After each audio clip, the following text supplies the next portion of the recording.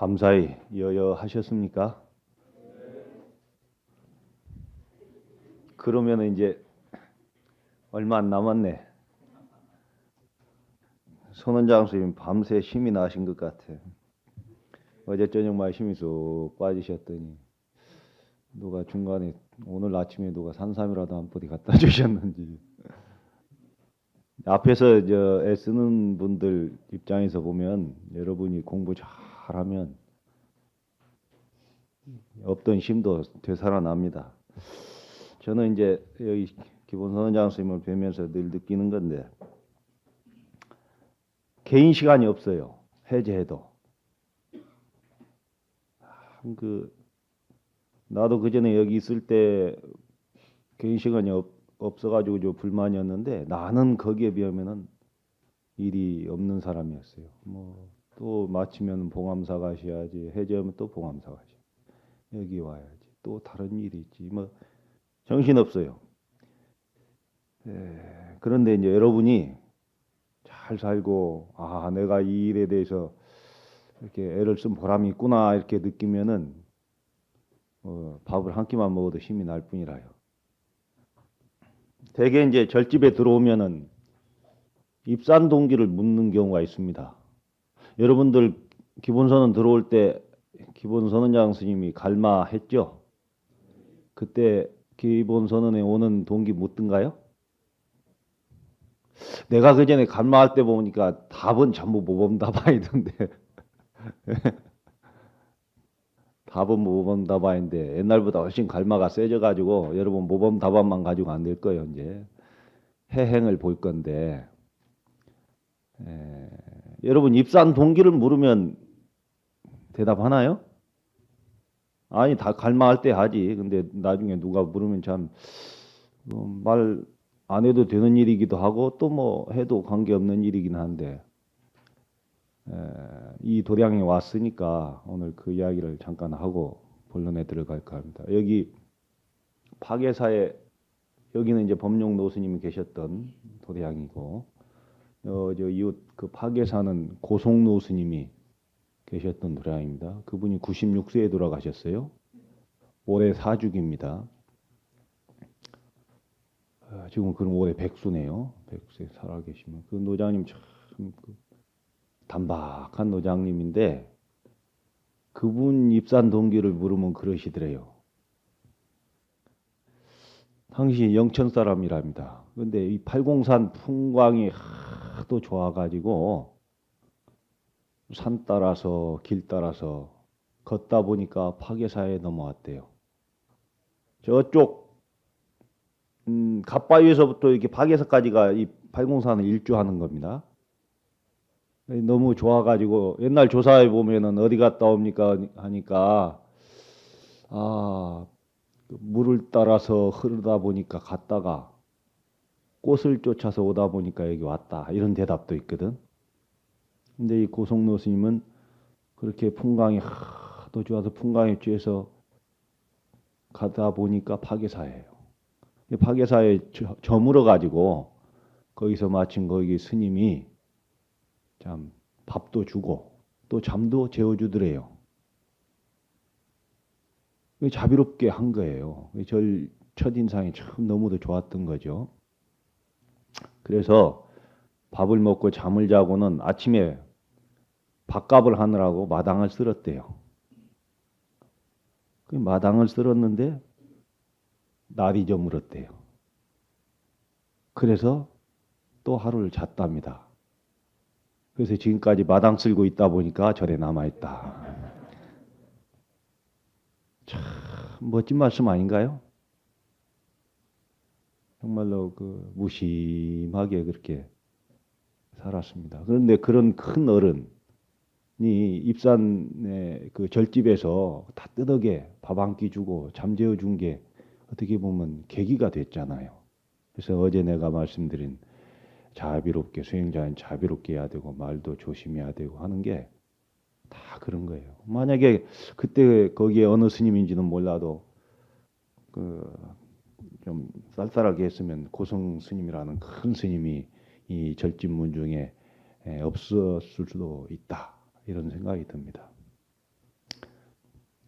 오늘 아침에 내가 아침 공양을 하고 도량을 쭉 돌아보면서 참 도량 좋다 이런 느낌을 다시금 받았는데 이 스님들 세계에서도요.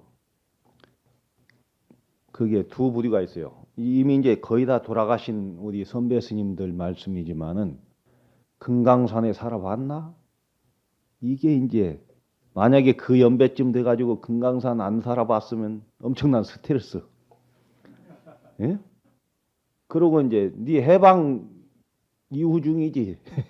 요거 예? 비슷한 연배끼리는 그랬대요. 근데 내가 그 전에 통도사 보광전에 살 때인데 거기에 계시는 노스님 한 분이 계셨어요.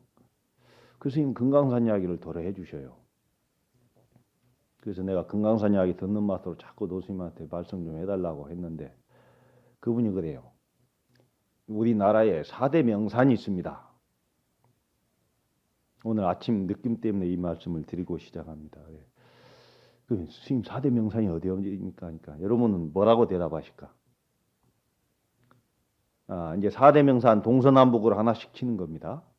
동으로 금강, 서로 황해도 구월산, 남으로 지리산, 북으로 묘양산 이렇게 쳤다는 거예요. 옛날에. 그러면서 이 특색이 다 있는 거예요. 금강산은 발심산이라는 거예요. 발심산. 금강산에 들어가서 그 풍광을 보고 나도 이런 데서 도나 닦았으면 하는 마음이 일어나지 않는 사람이 별로 없다는 거지. 그 금강산의 절도 1만 2천 봉 8만 구암자 아닌가요? 예?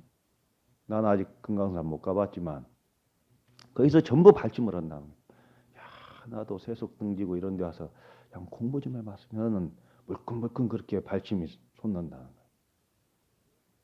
그 다음에는 묘양산은 수행산이라 합니다. 묘양산은 서산 스님이 계셨던 산으로 유명한데 금강산과 백두산의 장대함과 금강산의 빼어남을 함께 이렇게 어우러져 있는 산으로서 이 수행하기에 그만이라는 산이라요. 그 다음 남쪽의 지리산은 알다시피 남한에서는 제일 큰 산 아닙니까? 3도 5개군에 걸쳐 있어요. 근데 이 남쪽은 따뜻하고 먹을 게 지리산은 많아서 보임하기가 그리 좋았다는 거예요. 수행을 마치고 보임하기가.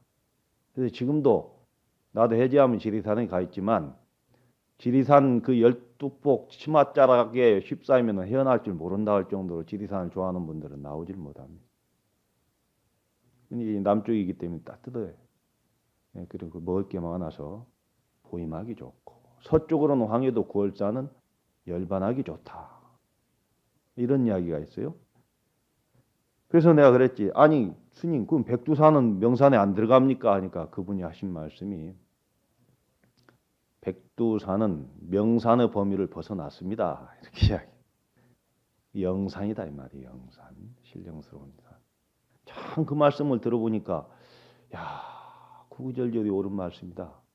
물론 뭐 굳이 이렇게 동서남북을 하나씩 따지다 보니까 그러지. 공부는 분상에서야 서 있는 그 자리가 진이지. 그러죠? 뭐 털을 따지고 뭐 장소를 따질 건 아니지만 그래도 그렇게 내려오던 이야기가 있다. 금강산 이야기가 나왔으니 한 가지만 더 이야기하면 금강산의 유명한 선방이 마하연 선방이에요. 그런데 마하연 선방이 많이 크면 7칸 아니면 5칸일 거예요. 근데 큰 방으로 알려져 있었대요. 그 당시에는. 요즘은 뭐 9칸도 있고 11칸도 있고 선방이 큰 게 많아요. 옛날에는 이게 불을 떼어두니까 그렇게 크게 짓지도 못합니다.